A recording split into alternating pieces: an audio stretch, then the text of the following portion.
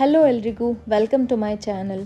ಮಾವಿನ ಹಣ್ಣಿನಿಂದ ಕುಲ್ಫಿ ಹೇಗೆ ಮಾಡೋದು ಅಂತ ಇವತ್ತಿನ ರೆಸಿಪಿಯಲ್ಲಿ ತೋರಿಸ್ತೀನಿ. ನನಗಂತೂ ಇದು ಫಸ್ಟ್ ಅಟೆಂಪ್ಟಲ್ಲೇ ತುಂಬ ಚೆನ್ನಾಗಿ ಬಂದಿತ್ತು. ಸೊ ಇದನ್ನು ಮಾಡೋದಕ್ಕೆ ನಾನಿಲ್ಲಿ ಒಂದು 1/2 ಲೀಟರಷ್ಟು ಹಾಲನ್ನ ಒಂದು ಕಡಾಯಿಗೆ ಹಾಕ್ಕೊಂಡು ಬಾಯ್ಲ್ ಮಾಡ್ಕೊತಾ ಇದ್ದೀನಿ. ಇದು ಹೇಗೆ ಬಾಯ್ಲ್ ಮಾಡ್ಕೊತೀನಿ ಅಂದರೆ ಇದ್ರ ಟೆಕ್ಸ್ಚರ್ ಅಥವಾ ಇದ್ರ ಕನ್ಸಿಸ್ಟೆನ್ಸಿ, ನಾವೀಗ 1/2 ಲೀಟರಷ್ಟು ಹಾಲು ತೊಗೊಂಡಿದ್ರೆ ಅದ್ರ ಅರ್ಧ ಅಥವಾ ಕಾಲು ಭಾಗದಷ್ಟು ಆಗಬೇಕು, ಅಷ್ಟು ನಾವು ಬಾಯ್ಲ್ ಮಾಡ್ಕೋಬೇಕು. ಅಥವಾ ಇದ್ರ ಟೆಕ್ಸ್ಚರ್ ಹೇಗಿರುತ್ತೆ ಅಂದರೆ, ನಾವು ಫಸ್ಟ್ ಹಾಲು ತಗೊಂಡಿದ್ದಾಗ ತೆಳ್ಳಗಿರುತ್ತೆ ಆ್ಯಂಡ್ ಇದು ಕುದೀತಾ ಕಮ್ಮಿ ಆದಷ್ಟು ಗಟ್ಟಿ ಆಗ್ತಾ ಬರುತ್ತೆ. ಸೊ ಆ ಟೆಕ್ಸ್ಚರ್ ಬರೋವರೆಗೂ ನಾವು ಇದನ್ನು ಚೆನ್ನಾಗಿ ಬಾಯ್ಲ್ ಮಾಡ್ಕೋಬೇಕು. ಇದು ಕಾಯೋ ಅಷ್ಟರಲ್ಲಿ ನಾನೊಂದು 3 ಮಾವಿನ ಹಣ್ಣನ್ನು ಚಿಕ್ಕದಾಗಿ ಹಚ್ಚಿಟ್ಕೊಂಡು ಅದನ್ನು ಮಿಕ್ಸಿಗೆ ಹಾಕ್ಕೊಂಡು ಸೈಡಲ್ಲಿ ಇಟ್ಕೊತಾ ಇದ್ದೀನಿ. ಮೇನ್ ಇಂಗ್ರೀಡಿಯೆಂಟ್ ಅಂದರೆ ಮ್ಯಾಂಗೋ, ಬಿಕಾಸ್ ನಾವು ಇವತ್ತು ಮ್ಯಾಂಗೋ ಕುಲ್ಫಿ ಮಾಡೋದ್ರಿಂದ ಮ್ಯಾಂಗೋಸ್ ಚೆನ್ನಾಗಿ ರೈಪನ್ ಆಗಿರೋವಂಥದ್ದನ್ನು ಬಳಸ್ಕೊಂಡು ಮಾಡಿಕೊಂಡ್ರೆ ತುಂಬ ಚೆನ್ನಾಗಿರುತ್ತೆ ಕುಲ್ಫಿ. ಏನಾದರೂ ಸ್ವಲ್ಪ ಹಸಿ ಇತ್ತು ಅಥವಾ ಹುಳಿ ಇತ್ತು ಅಂದರೆ ನೀವು ಸ್ವಲ್ಪ ಶುಗರ್ ಜಾಸ್ತಿ ಹಾಕಬೇಕಾಗತ್ತೆ. ಸೊ ಅದನ್ನು ಸೈಡ್ ಇಟ್ಕೊಂಡಾದಮೇಲೆ ಹಾಲು ಚೆನ್ನಾಗಿ ಕುದೀತಾ ಇದೆ, ಇನ್ನೂ ಗಟ್ಟಿ ಆಗಿಲ್ಲ ಬಟ್ ಕಮ್ಮಿ ಆಗಿದೆ ಕ್ವಾಂಟಿಟಿ. ಇದಕ್ಕೆ ನಾನಿಲ್ಲಿ ಒಂದು 3 ಸ್ಪೂನಷ್ಟು ಸಕ್ಕರೆನ ತೊಗೊಂಡಿದ್ದೀನಿ. ಈ ಸಕ್ಕರೆ ಹಾಕ್ಕೊಂಡು ಮತ್ತೆ ಒಂದು 5 ಮಿನಿಟ್ಸ್ ಚೆನ್ನಾಗಿ ಬಾಯ್ಲ್ ಮಾಡ್ಕೋಬೇಕು. ಇದ್ರ ಕನ್ಸಿಸ್ಟೆನ್ಸಿ ಕಮ್ಮಿ ಆಗಿದೆ ಬಟ್ ಟೆಕ್ಸ್ಚರ್ ಇನ್ನೂ ಬಂದಿಲ್ಲ. ನೀವು ನೋಡ್ಬೋದು ಹಾಗೆ ತೆಳ್ಳಗಿದೆ. ಸೊ ತೆಳ್ಳಗಿರೋದು ಸ್ವಲ್ಪ ಗಟ್ಟಿ ಆಗೋವರೆಗೂ ನಾವು ಚೆನ್ನಾಗಿ ಕೈ ಆಡಿಸ್ಕೋಬೇಕು. ಮಾವಿನ ಹಣ್ಣು ಬರೋದೇ ಈ ಸಮ್ಮರಲ್ಲಿ. ಸೊ ಈ ಸಮ್ಮರಲ್ಲಿ ಈ ಥರ ಮನೆಯಲ್ಲೇ ಮಾಡ್ಕೊಂಡು ತಿನ್ನೋದ್ರಿಂದ ಒಂಥರ ಹೈಜಿನಿಕ್ ಆಗೂ ಇರುತ್ತೆ ಆ್ಯಂಡ್ ನಿಮಗೆ ಕೂಡ you will be happy. Like home made foods are always best option ಅಂತಲೇ ಹೇಳ್ಬೋದು. ಇದು ಕುದೀತಿರ್ಬೇಕಾದ್ರೆ ಸ್ವಲ್ಪ ಏಲಕ್ಕಿ ಪುಡಿ ಹಾಕ್ಕೊಂಡು 1 ಸ್ಪೂನಷ್ಟು ಚಿಕ್ಕದಾಗಿ ಹಚ್ಚಿಟ್ಕೊಂಡಿರುವಂಥ ಬಾದಾಮ್ ಮತ್ತು ಅದ್ರ ಜೊತೆಗೆ 1 ಸ್ಪೂನಷ್ಟು ಪಿಸ್ತಾ. ನೀವು ಗೋಡಂಬಿ ಕೂಡ ಹಾಕೋಬೋದು ಅಥವಾ ನಿಮಗೆ ಇವೆರಡೂ ಬೇಡ ಅಂದರೆ ಸ್ಕಿಪ್ ಮಾಡ್ಕೋಬೋದು. This is optional.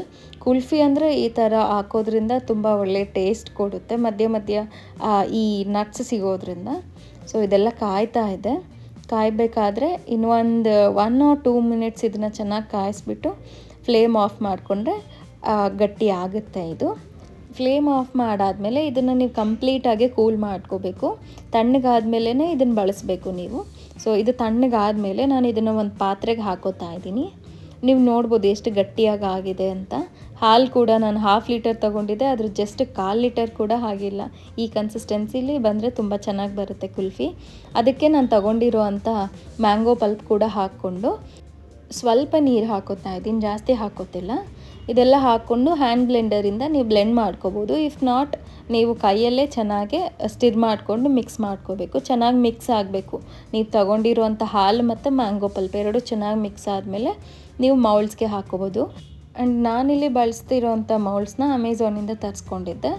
If in case ನಿಮ್ಮ ಹತ್ರ ಮೌಲ್ಡ್ಸ್ ಇಲ್ಲ ಅಂತ ಅಂದರೆ ನೀವು ಚಿಕ್ಕ ಕಪ್ಸ್ಗೆ ಹಾಕ್ಕೊಂಡು ಸ್ಟಿಕ್ ಹಾಕ್ಕೊಂಡು ಆ ಥರನೂ ಮಾಡ್ಕೋಬೋದು. ಆಬ್ವಿಯಸ್ಲಿ ಅದು ಕೂಡ ಚೆನ್ನಾಗೇ ಇರುತ್ತೆ. ಇಲ್ಲ ಗ್ಲಾಸ್ ಬಳಸ್ಬೋದು, ಗ್ಲಾಸ್ಗೆ ಕೂಡ ಹಾಕ್ಕೋಬೋದು.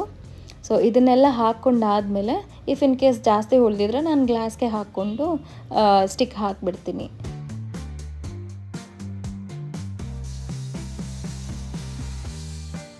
ಕುಲ್ಫಿ ಮೌಲ್ಡ್ಸ್ನ ನೀವು ಡೀಪ್ ಫ್ರೀಝರಲ್ಲಿ ಒಂದು 8 ಅವರ್ಸು ಚೆನ್ನಾಗಿ ಫ್ರೀಸ್ ಮಾಡಿದ್ರೆ ಕುಲ್ಫಿಗಳು ಚೆನ್ನಾಗಿ ಬರುತ್ತೆ. ನಾನು ಒಂದು ಕಪ್ಪಲ್ಲಿ ಕೂಡ ಎಕ್ಸ್ಟ್ರಾ ಉಳಿದಿತ್ತು ಅಂತ ಹಾಕಿದ್ದೆ, ಅದು ಚೆನ್ನಾಗಾಗಿತ್ತು without any cap or stake. ಇದಾದಮೇಲೆ 8 ಅವರ್ಸ್ ಆದಮೇಲೆ ನಾನು ತೆಗೆದು ನೋಡಿದೆ, ತುಂಬ ಚೆನ್ನಾಗಿ ಹೋಲ್ಡ್ ಆಗಿತ್ತು. ಇದನ್ನು ಹೇಗೆ ತೆಗಿಬೇಕು ಅಂದರೆ ಒಂದು 2-3 ಸೆಕೆಂಡ್ಸು ವಾಟರಲ್ಲಿ ಡಿಪ್ ಮಾಡಿದ್ರೆ ಅದು ರಿಮೂವ್ ಆಗುತ್ತೆ ಈಸಿಯಾಗಿ. ಜಾಸ್ತಿ ಏನು ಡಿಪ್ ಮಾಡೋ ಅವಶ್ಯಕತೆ ಇಲ್ಲ, ಎಲ್ಲ ಮೆಲ್ಟ್ ಆಗಿಬಿಡುತ್ತೆ ಜಾಸ್ತಿ ಡಿಪ್ ಮಾಡಿದ್ರೆ. ನಾನು ತೋರಿಸ್ತಾ ಇದ್ದೀನಿ ನೋಡಿ, ಅದು ನಾವು ಹಾಕಿದ್ದಿದ್ದು ನಟ್ಸ್ ಆ್ಯಂಡ್ ಆಲ್ಮಂಡ್ಸ್ ಎಲ್ಲ ತುಂಬ ಚೆನ್ನಾಗಿ ಕಾಣಿಸ್ತಾ ಇತ್ತು ಅದ್ರ ಮೇಲೆ. ಟೇಸ್ಟ್ ಕೂಡ ತುಂಬ ಚೆನ್ನಾಗಿತ್ತು. ಈ ಸಮ್ಮರಲ್ಲಿ ಡೆಫಿನೆಟ್ಲಿ ನೀವು ಇದನ್ನು ಮಾಡ್ಕೊಂಡು ತಿನ್ನಲೇಬೇಕು. ಒನ್ಸ್ ಟ್ರೈ ಮಾಡಿ, ಫಸ್ಟ್ ಅಟೆಂಪ್ಟಲ್ಲಿ ತುಂಬ ಚೆನ್ನಾಗಿ ಬರುತ್ತೆ.